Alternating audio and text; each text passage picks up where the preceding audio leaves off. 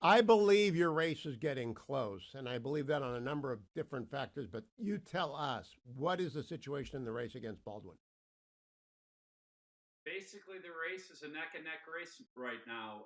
We've had three internal polls. We've had the Emerson poll that had me down 1 point. So it's anywhere to tied or down 1 or 2 points, which is great, given that they've spent 35 or $40 million hitting me. They've probably spent more money attacking me than any of the 11 Republican Senate candidates on a population or per capita basis.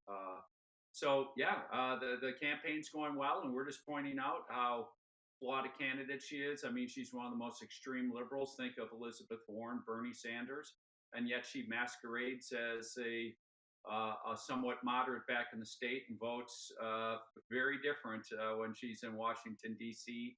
and hanging out there. Now, Eric Hovde, would you explain to me why pollsters can't get Wisconsin right? I like to remind people, and Brett Baer gets tired when I bring it up on Special Report. A week before the 2020 election, the ABC Washington Post poll, and I work for the Washington Post, so I hate saying this, but it was the ABC Washington Post poll, had Joe Biden beating Donald Trump by 17 points. In fact, Joe Biden won by 0.63%. So that's not a mistake. That's not an error. That's a malfunction. That's a terrible result. Why do pollsters have such a difficult time getting a good beat on what's going on in Wisconsin? I think there's a variety of reasons, and Hugh, if you look at 16, the polls, multiple polls in October had Joe Biden, or excuse me, Hillary Clinton beating President Trump by like 6.5%. Obviously, he won that year. And multiple polls in October of 20 had him losing by like 7%, and he lost by, as you said, less than a percent. So I'll give you a few different reasons.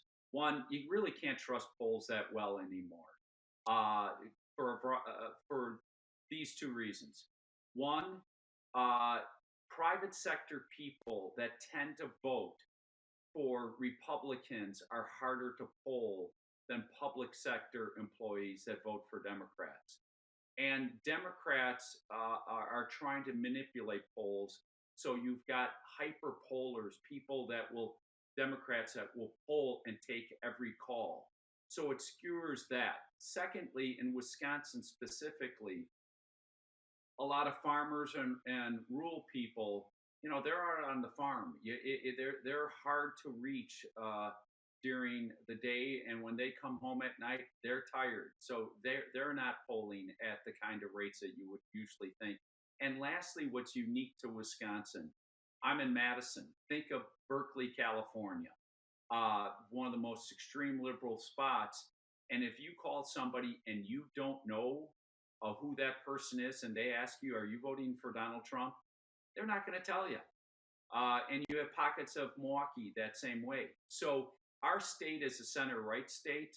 6 of our 8 congressional seats are Republican. Our state Senate supermajority and our assemblies almost supermajority.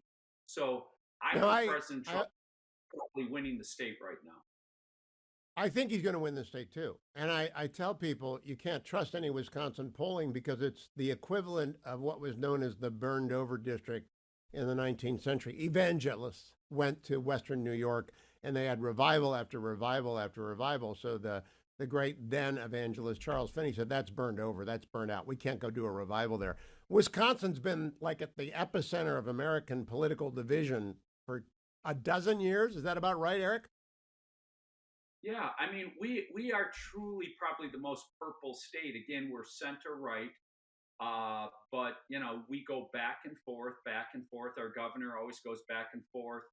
We've got one of the most conservative senators in Ron Johnson, and then Tammy Baldwin, one of the most liberal. But if I can win, this could really change the course of things. And look, me and President Trump are linked together. There's no question about that. I'm trying to help him. He's trying to help me.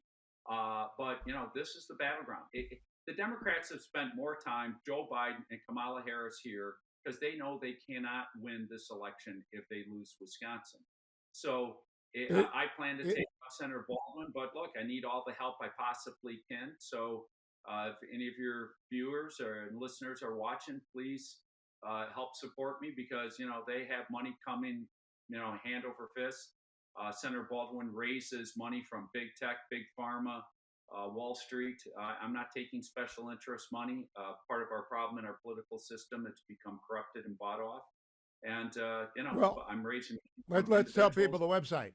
EricHovde.com, Hovde, Eric, ERIC, Hovde, HOVDE.com. You have a very easy website. That's going in your favor, and people can donate there. And that's the best donation, right, is directly to the website that you run, EricHovde.com.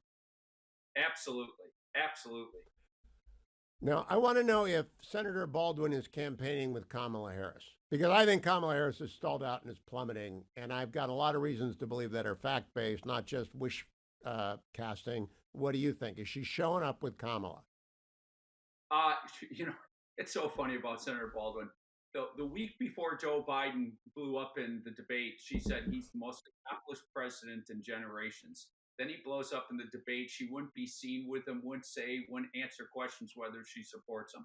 Then when they pick Kamala, then she's all in for her. She did go to one event with her, but it'll be interesting to see what ends up unfolding. I agree with you, Hugh. I don't see how we have a presidential candidate that is literally not taking questions from the press. I mean, we've never seen this before. They're trying the strategy what they did with Biden, run him from his basement. But this time you don't have COVID to hide under.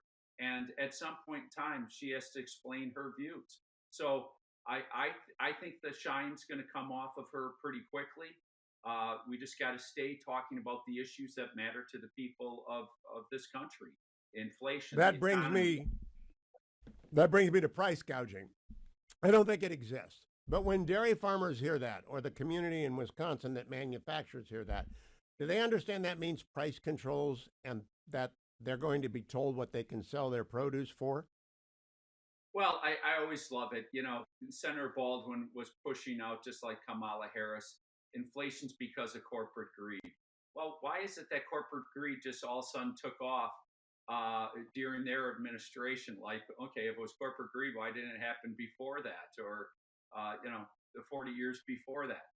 Look, we all know inflation's a monetary event. They printed too much money, spent too much money. And I always like pointing out, well, if inflation is corporate greed, does that mean that the farmers are being greedy because they were passing on increasing prices? Does that mean small businesses were being greedy as they were getting cost push on them? I think most people know that those policies will lead to failure. It'll lead to price or good shortages, and then once they finally have to release it, then inflation will only skyrocket more because you'll wipe out a lot of suppliers. So it's economic, stupidity at the highest level, and it's always failed. It's just like socialism. Last question. And it's last question, Eric Hovde. I want to ask about immigration because Kamala Harris is all of a sudden in favor of a wall. I don't believe it. I just don't believe it. Does anyone in Wisconsin believe that Kamala Harris will fix the border? I don't think she is not getting good marks on that. I mean, that's a step too far, Hugh. I just can't believe anybody that would support her. And I always say to people, when you talk to those in the middle, and you got to explain that the Democratic Party of today is not the Democratic Party of 20, 25 years ago. Ask them questions like that. Do you really believe she was the border czar? That means she had all the control, that she's going to all of a sudden now fix the border, that she supports a border wall, even though she didn't before. It's amazing how she has flip-flopped on position after position. It's just absolutely priceless. But as we both know, the mainstream media just covers up for her at every turn. EricHovde.com, EricHovde.com. Go there and support him. He's going to be a great senator with Ron Johnson from Wisconsin. Thank you, Eric. Come back again. I appreciate your time this morning.